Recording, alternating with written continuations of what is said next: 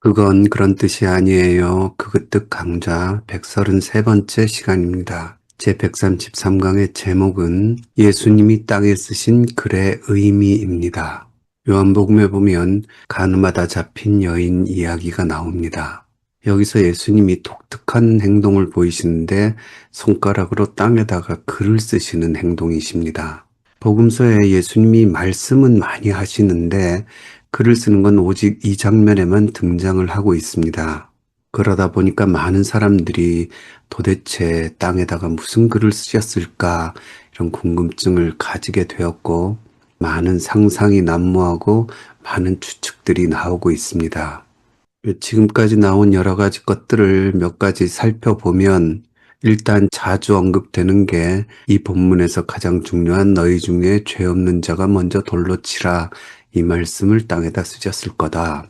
혹은 또 자주 제기되는 게 각종 죄의 목록들을 쓰신 걸 거다. 특별히 돌로 치려는 그 무리들의 마음에 감춰진 죄악들을 땅바닥에다 선고하듯이 쓰신 걸 거다.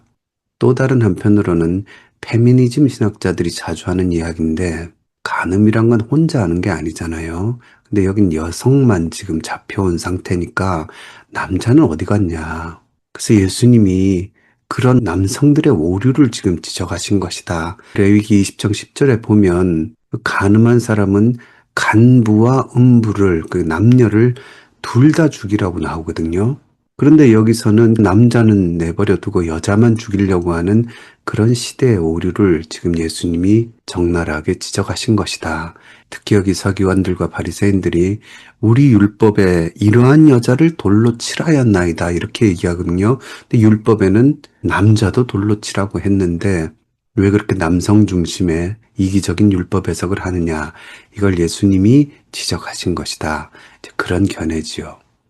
혹자는 출애굽기에 하나님께서 시내산에서 모세에게 돌판에 글을 쓰시는 장면이 나옵니다. 돌판에다 계명을 새기신 하나님의 모습을 이 요한복음에 예수님도 하나님이시니까요. 적용시켜서 예수님이 지금 새 계명을 땅에다 쓰신 거다. 이걸 바탕으로 예수님이 쓰신 글은 서로 사랑하라 이 말씀일 거다. 그게 새 계명이잖아요.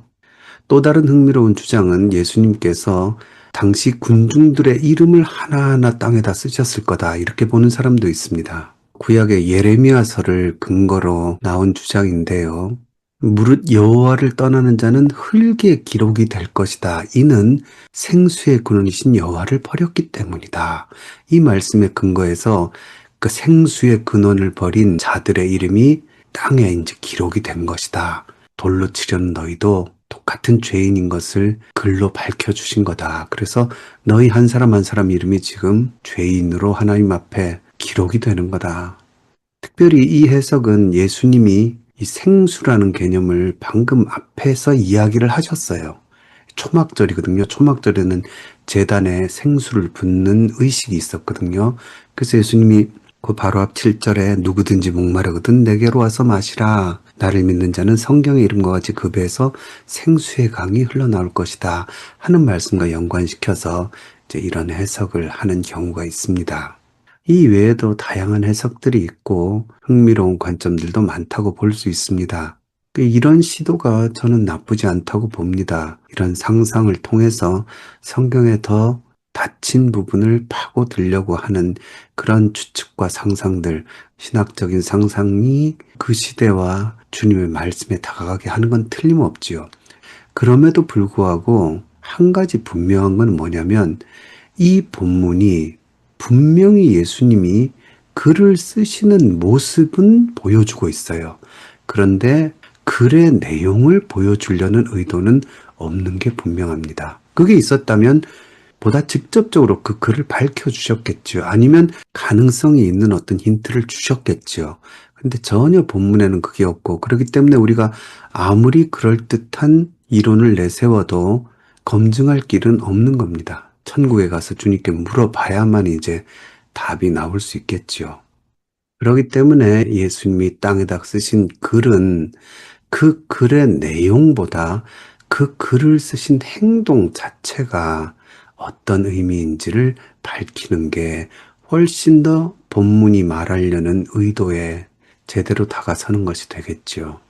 그런데 이 문제로 이제 직접 들어가기 전에 이 본문을 이야기할 때 항상 밝혀야 되는 한 가지 문제가 있습니다. 성경을 보신 분들은 알겠지만 7장 53절부터 8장 11절까지 이 본문이 괄호에 쌓여 있어요. 성경을 보면. 그리고 세번역을 보면 그 괄호에 각주가 붙어서 가장 오래된 사본에는 7장 53절에서 8장 11절이 없음 이렇게 나옵니다. 복잡한 얘기를 간단하게 하면 성경은 필사본들이 굉장히 많이 존재해요. 사람들이 손으로 베껴서 이제 지금 같으면 복사기나 인쇄기에 콱 하면 되는데 그대로 나올 건데 그게 불가능하니까 손으로 이제 베껴 쓴 겁니다. 그러다 보니까 조금씩 사람 손으로 쓰니까 다른 부분들이 존재하거든요. 그래서 지금 우리가 읽는 성경은 그 수많은 필사본들을 서로 비교해서 원문은 어떻게 기록이 되었을까? 요 구절의 진짜 오리지널은 뭘까? 이걸 추적해서 이걸 본문 비평이라 그러거든요. 그래서 나온 성경이 지금 우리 손에 들린 성경입니다. 그렇기 때문에 그 괄호 부분은 여기 각주에 아까 나온 것처럼 좀 오래된 사본에는 없어요. 이 구절이. 그러다가 D사본이라고 배자사본이라고 그러는데요. 5세기경부터 이게 들어가 있는 거예요. 그러니까 이제 학자들은 5세기쯤에 이게 들어간 거니까 그 전에 오리지널 요한복음에는 이게 없었던 것 같다. 이렇게 지금 보고 있는 겁니다. 그래서 성경도 본문 비평을 하면서 이 구절은 진짜 오리지널 요한복음 초판본에는 없었을 확률이 있다 하는 걸 보여주려고 괄호로 이 사건을 집어넣은 겁니다. 그래서 권위 있는 주석가들, 신약학자들의 책에도 아예 요한복음을 주석하면서 이 본문을 빼버리는 경우가 많아요. 지금 제 뒤에도 저 꼭대기에 조금 나오는 저 빨간 주석서 시리즈가 있거든요. 저게 헤르메니아 시리즈인데 뭐 세계에서 가장 권위 있는 학자들의 주석서입니다. 근데 저기도 에른스트 헨첸이라는 엄청난 거장이지요. 그 신약학자가 요한복음을 썼는데 요 부분은 아예 나는 이 본문이 요한복음의 텍스트가 아니라고 생각한다. 그러고는 주석을 하지 않아요. 그런 주석서들이 꽤 있습니다. 하지만 이 본문이 오리지널 요한복음 초판본에 있었는가 없었는가 보다 조금 다른 각도로 우리가 접근할 필요가 있습니다. 일단은 이 사건이 실제 예수님의 사건인가, 실제 예수님의 생애 가운데 있었던 일일까, 이걸 이제 먼저 추적을 해볼 필요가 있어요. 그런 관점으로 보면 예수님의 실제 사건이었을 확률이 아주 높습니다. 왜냐하면 초기 요한복음 사본에는 이게 안 나오는 경우가 많지만 다른 교부들의 증언들에 보면요, 가늠한 여인 스토리와 거의 같은 이야기들이 언급되는 경우가 아주 초대교회 초기부터 있었다는 것을 볼 수가 있습니다. 그 중에 예를 들면 파피아스라는 사람, 2세기 사람입니다. 그러니까 상당히 예수님 당시에 근접한 그 파피아스의 글이 유세비우스라는 사람의 교회사에 실려 있는데요. 그러니까 또 전달된 거죠. 근데 그 파피아스가 이 간만 여인 이야기와 거의 비슷한 이야기를 언급하고 있다는 사실이 거기 드러나 있습니다. 그러니까 이 이야기가 굉장히 예수님 시대와 가까운 때부터 사람들에게 회자되던 예수님의 전승이었다는 것이 교부들의 증언들 속에선 드러나고 있다는 거죠. 이것은 이 가늠한 여인 이야기가 아주 초기부터 예수님의 오리지널 이야기로 받아들이고 회자되고 있었다는 것을 보여줍니다.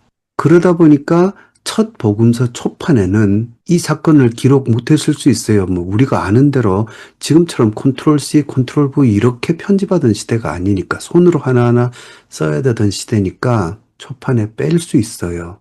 하지만 나중에 이 이야기는 정말 사라지면 안 되는 얘기지 하고 그 뒤에 나온 편집자들이 집어넣었다, 이렇게 볼 수 있는 거죠. 왜냐하면 예수님의 사건이 확실하기 때문에. 그렇게 확실하게 예수님 사건으로 알려졌기 때문에 심지어 어떤 누가복음 사본에도 이 이야기가 들어가 있는 경우가 있습니다. 그러니까 그만큼 초대교회가 초판에는 놓쳤지만 아끼려고 했던 이야기였다. 이렇게 이제 볼 수가 있는 거죠. 그래서 5세기 이후 사본부터는 이야기가 자연스럽게 들어가 있는 사본들이 계속 발견이 되는 겁니다. 어떤 면에서는 천만다행이지요. 자칫 사라질 뻔한 너무나 소중한 이야기가 그 뒤에 필사자들의 노력으로 지금 우리에게 남겨지게 된 아주 귀한 사례라고 볼 수 있습니다. 근데 아까도 말씀드렸듯이 이 본문이 누가복음의 어떤 사본에도 발견되기도 하거든요. 그리고는 이제 세심한 학자들이 연구를 해보니까 굉장히 누가의 문체와 닮아 있는 게 드러나고 있긴 합니다. 여러 가지 누가만이 쓰는 표현들이 이 본문에 나오는데 그럼에도 불구하고 우리 교회가 요한복음의 본문으로 받아들이는 데는 더 중요한 이유가 있습니다. 이 사건 바로 앞에 요한복음 7장 24절에서 예수님께서 어떤 심판, 판단에 대한 얘기를 하실 때에 외모로 판단하지 말고 공의롭게 판단하라 이런 말씀을 하세요.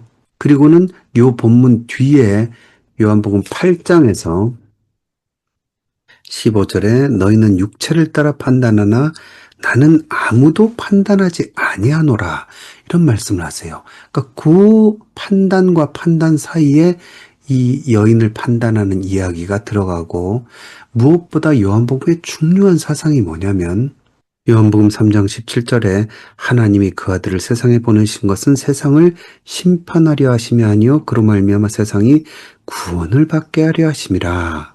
그리고는 12장 47절에도 사람이 내 말을 듣고 지키지 아니할지라도 내가 그를 심판하지 아니하노라. 내가 온 것은 세상을 심판하려 함이 아니요 세상을 구원하려 함이로다. 이 굉장히 중요한 요한복음의 사상이거든요. 예수님이 심판하러 오신 게 아니라 구원하러 오신 거다. 그 주님의 말씀이 여기 지금 간음한 여인의 사건에 잘 맞지요. 그리고 더 중요한 것이 있는데 이제 그건 좀 이따가 본문을 보면서 말씀드리겠습니다. 글쓰기에 관한 것.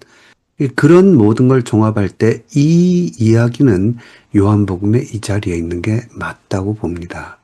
자, 그러면 이제 예수님이 이 이야기 속에서 특별히 땅에다 뭘 쓰셨는데 그 행동의 의미가 뭘까?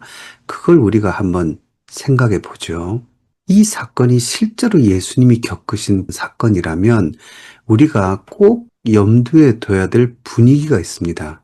그게 뭐냐면 흥분한 군중의 살벌한 분위기와 상황입니다. 보통 타인을 정죄할 때 다른 사람의 잘못이 드러나고 그것을 막 이제 비난하려 할 때 자기 자신은요, 굉장히 정의의 사도가 되는 경우가 많죠. 그래서 남에게 엄격하게 집중하고 자기 자신은 못 보는 경우가 많아요. 그런데 지금 예수님이 하신 일은 뭡니까? 그런 상황을 역전시켜서 사람들이 타인을 정죄하려는 시각을 자기 자신에게로 돌리게 만드신 거거든요. 이걸 다르게 말하면 예수님께 가장 큰 과제는 이 상황에서 그 성난 군중의 흥분을 가라앉히고 그들로 하여금 저 여인을 바라보는 관점을 돌이켜서 자기 자신의 깊숙한 곳에 있는 죄를 바라보게 하시려는 것. 그게 지금 예수님의 목표시고 과제이세요. 여러분, 이게 얼마나 어려운 일입니까? 섣불리 하다가 실패할 확률이 거의 100%예요. 이런 일은. 게다가 이들은 서기관과 바리새인들에게 지금 선동당한 상태거든요. 어떤 것에 선동당한 사람들의 마음을 그 자리에서 즉시 돌이키게 한다는 것, 그건 불가능한 일이지요. 어설프게 그런 거 시도하잖아요. 그러다 보면 시도하는 예수님이 오히려 그 여인과 함께 비난과 처벌의 대상이 될 수도 있어요. 본인이 위험해질 수 있는 굉장히 어려운 상황입니다. 요한복음 8장 6절에 그들이 이렇게 말하면 고발할 조건을 얻고자 하여 예수를 시험함이라라 이렇게 나오죠. 그러니까 예수님한테 서기관과 바리새인들이 간악한 의도를 가지고 외통수를 때린 거예요. 예수님 빠져나갈 틈이 없으신 거예요. 그러니까 당연히 바리새인들과 서기관들은 의기양양하고 기세등등한 상태예요. 이제 눈에 가시 같던 예수님을 완전히 손에 휘어잡았다 이렇게 생각을 하고 있었던 상황이고 군중들도 당연히 서기관과 바리새인의 편에서 지금 흥분해서 난리가 난 상태고 이런 상황에서 보여주신 행동이 바로 예수님의 글을 쓰신 행동이라는 겁니다. 그러기 때문에요. 주님은 지금 바리새인들하고 상대하시는 것 같지만요. 사실 이 모든 행동은 누굴 의식한 거겠습니까? 그러니까 성난 군중들, 그들이 지금 주도권을 갖고 있어요. 그들을 가라앉혀야 사태가 해결될 수 있어요. 그렇기 때문에 예수님의 행동은 제3자처럼 보이는 저 군중들에게 보이시려는 겁니다. 그리고 군중들은 어떤 시각으로 보냐면 바리새인들과 서기관들 그리고 예수님이 어떤 대결 구도로 저들은 지금 의기양양하게 예수님을 윽박지르고 있고 완전히 외통수기 때문에 이제 다 이긴 게임이라고 생각하고 예수님 앞에 당당히 서 있고 예수님은 지금 어떻게 이 상황을, 이 난관을 헤쳐나가실까 하는 위기의 정점에서 군중들은 이 둘의 대결을 보고 있는 겁니다. 그때 예수님의 첫 번째 대응이 뭐죠? 침묵입니다. 냉정하게 침묵하시죠. 그래서 8장 6절에 그들이 이렇게 말하면 고발할 조건을 얻고자 예수를 시험하미러라 하면서 주님을 윽박지르자 예수께서 몸을 굽히사 손가락으로 땅에 쓰셨다. 그들의 요구에 즉각 응대를 하지 않으세요. 그리고는 전혀 엉뚱한 행동을 하십니다. 관심을 분산시키시는 거죠. 그들뿐 아니라 지켜보는 군중들의 관점을 조용히 가라앉히고 다른 곳으로 이끌어 가시는 행동. 그게 몸을 굽히사 손가락으로 땅에 쓰시는 장면이죠. 우리가 보통 황당한 일을 당하거나 급박한 일을 당하면 우리가 흥분하잖아요. 안 해야 될 말도 막 하고 안 해야 될 행동도 오히려 하는데 거기서 늘 실수가 나오고 문제가 더 심각해지는 경우가 많습니다. 가장 당혹스러울 때 예수님은 오히려 침묵하시고 말 그대로 침착하신 거죠. 이런 침착하고 냉정한 대응이 주도권을 바꿀 수 있습니다. 지금까지 주도권은 외통수를 잡은 바리새인과 서기관들이잖아요. 그런데 예수님이 갑자기 아무 말 안 하시고 침묵하시고 자기 주도적으로 그냥 땅에다 글을 쓰시는 행동을 통해서 오늘 본문은 주도권이 넘어가는 장면을 보여줍니다. 그래서 지금 전체적으로 분위기가 특히 군중들의 관심사가 바뀌기 시작하는 겁니다. 과연 예수님과 바리새인들 사이에 저 대결이 어떻게 이어질까? 그러니까 자연히 여인을 향한 흥분과 분노는 지금 일단 가라앉기 시작하게 되는 거죠. 서서히 주도권이 바뀌는 모습이 나타나는데 그게 7절에 보면 그들이 묻기를 마지 아니하는지라. 예수님이 자기들한테 대답 안 하고 있으니까 허둥지둥 예수님이 뭔가 실수하고 적절하지 않은 말씀으로 대응하고 하기를 기대했는데 침착하시니까 오히려 자기들이 이제 애가 타는 거예요. 그래서 우리 한글 성경에는 묻기를 마지 아니하는지라 이렇게 나오는데 묻기를 계속하였다 이런 뜻입니다. 에피메노라는 원어인데요. continue 계속하다는 뜻인데 이 단어가 신약 성경에 나올 때는 약간 애타는 마음이 여기에 들어가는 경우가 있습니다. 사도행전 12장 16절에 베드로가 문 두드리기를 그치지 아니하였다. 이 그치지 않는다가 에피메노인데 그러니까 애타게 문을 두드렸다는 의미가 들어가잖아요.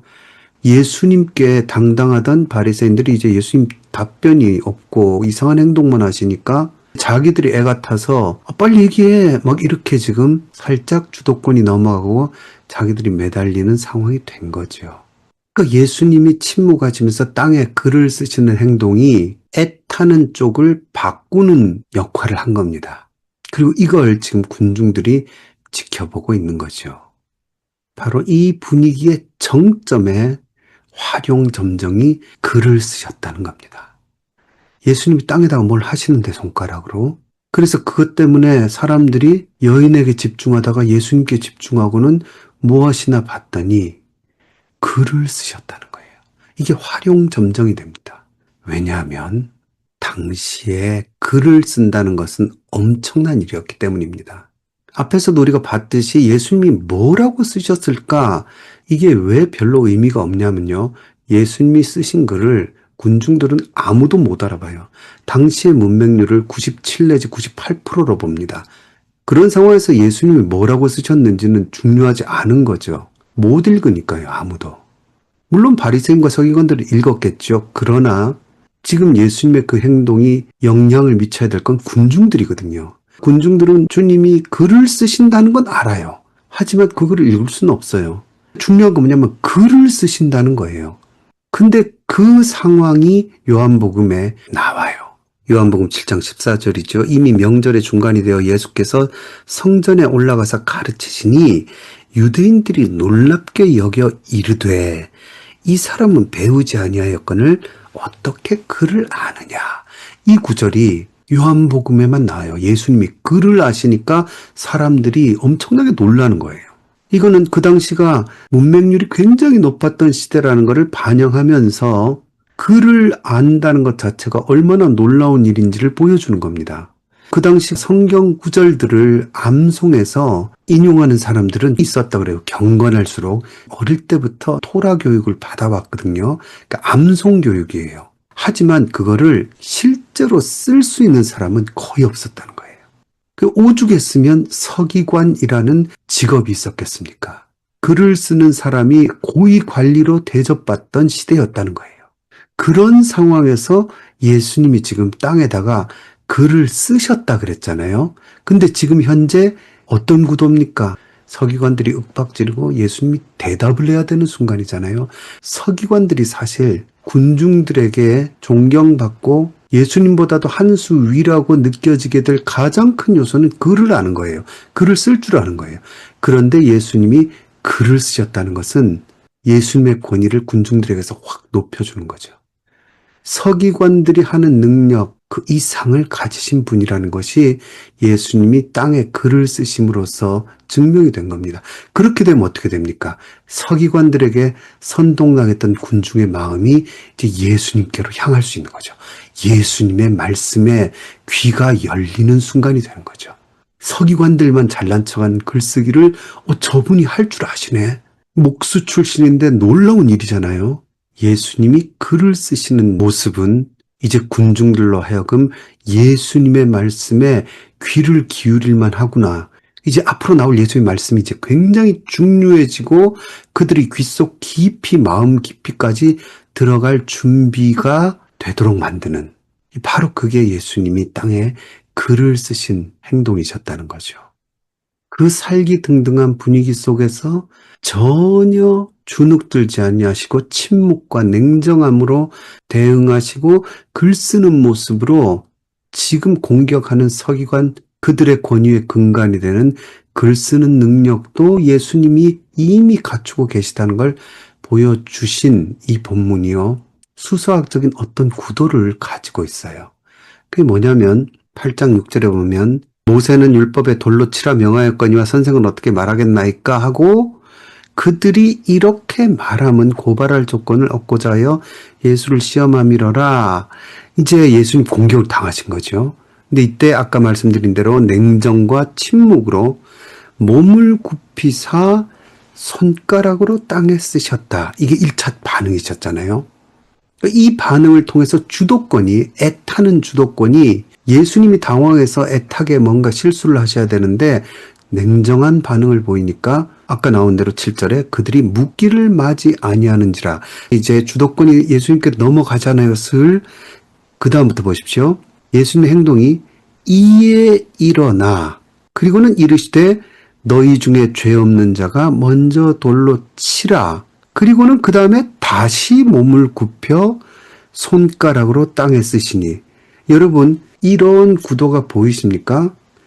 그들이 질문을 하니까 예수님이 아무 말씀 안 하시고 몸을 굽히셨다, 손가락으로 땅에 쓰셨다. 그러니까 그들이 애타게 다시 묻는다. 그러니까 다시 일어나셨다. 그리고는 뭐가 나옵니까? 이 본문에서 가장 중요한 너희 중에 죄 없는 자가 먼저 돌로 치라가 나오고 핵심이잖아요. 그리고는 다시 몸을 굽히셨다 반복돼요. 그리고 손가락으로 땅에 쓰셨다. 그러니까 이런 파장형 수사학적 구도가 나타나고 가운데 뭐가 딱 나타납니까? 이제 뭐 유식한 말로 키아즘 구조 뭐 이러는데 그 물에다 돌을 던지면 그 핵심을 중심으로 파장이 일어나잖아요.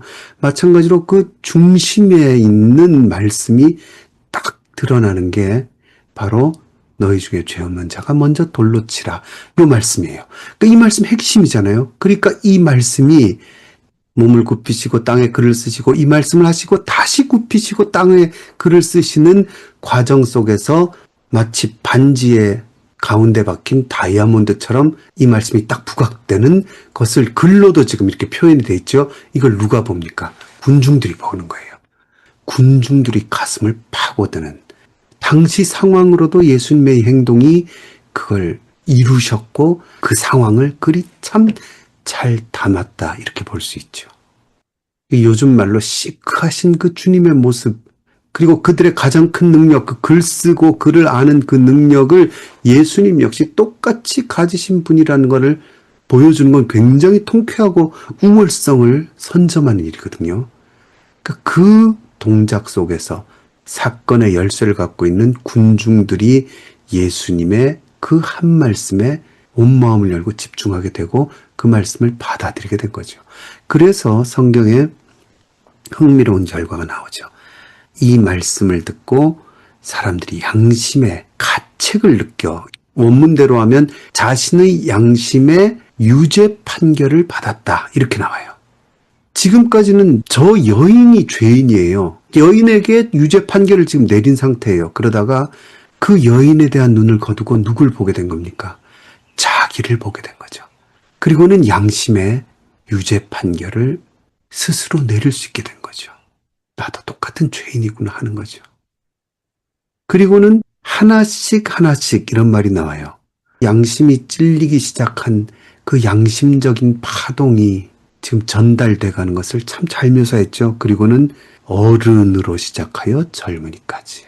그 인생을 살아본 사람들이 스스로를 알죠. 그러니까 나이 든 사람부터 하나씩 하나씩 그래. 나도 똑같은 죄인이지. 내 속에 더러운 게 있지 하는 깨달음으로 한 명씩 두 명씩 돌을 내려놓고 아마 물러났겠지요. 그러다 보니까 그 모습을 보면서 젊은이들도 물러나는 놀라운 모습이죠. 그런데 이걸 예수님 입장에서 사실 보면요. 정말 살떨리는 일이죠. 인간이신 인성을 가지신 예수님의 입장에서는 저는 홀로 몸을 굽혀 계신 순간에 굉장히 떨리면서 하나님께 부디 저들의 마음을 만져주시옵소서 하고 기도하셨을 거라고 봅니다. 얼마나 용기 있는 그러나 두렵고 떨리고 실패할 확률이 높은 시도를 지금 주님이 하신 겁니까? 그런데 거기에 사람들이 거꾸러진 거죠. 결론적으로 주님이 땅에 손가락으로 글을 쓰신 행동은 성난 군중을 흥분을 가라앉히고 서기관들의 오만을 꺾고 사람들로 자기 자신을 바라보게 만드는 그 한 말씀, 너희 중에 죄 없는 자가 먼저 돌로 치라는 말씀에 집중하도록 만들려는 주님의 세심하고도 용기 있고도 침착하신 행동이었다. 이렇게 볼 수 있습니다.